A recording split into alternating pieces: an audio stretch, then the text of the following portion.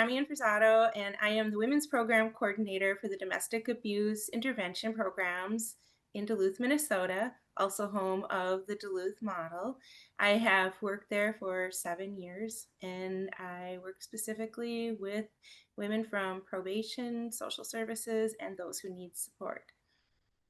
So, Cami, can you say a little bit about your sort of experience working with women, about how often women do resist, right? Whether it's violence or not, right? They're experiencing battering or coercive control, they're resisting, and then a little bit about the dynamic of that women's group that you do.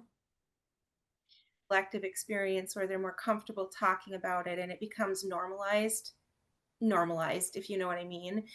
And it's easier for them to integrate that topic almost every time we have a group. So we just talked about equality, and even within equality, the topic of resistive force came up.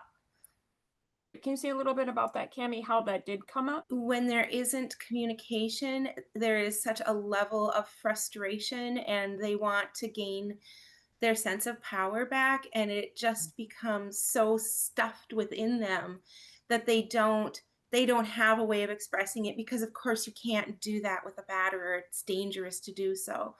And so being able to talk about that with other women just brings them a sense of peace and understanding of their own experience, which is really foundational in the work that we do.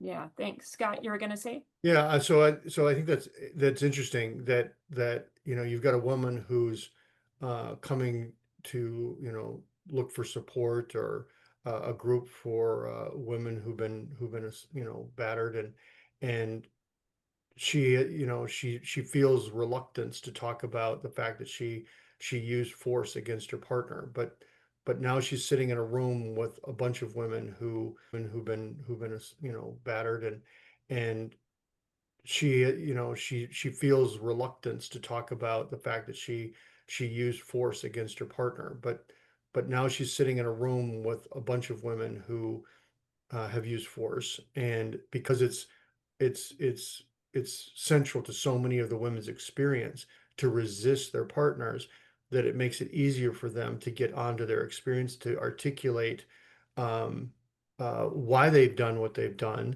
and better understand their circumstance, and link that force that they've been using to what they're experiencing from him.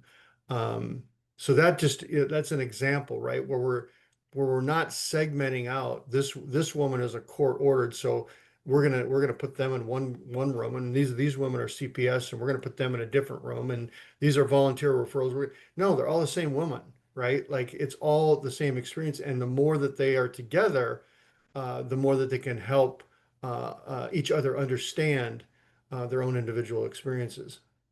Well, Yeah, yeah. again to your point, Scott, they end up becoming mentors to each other.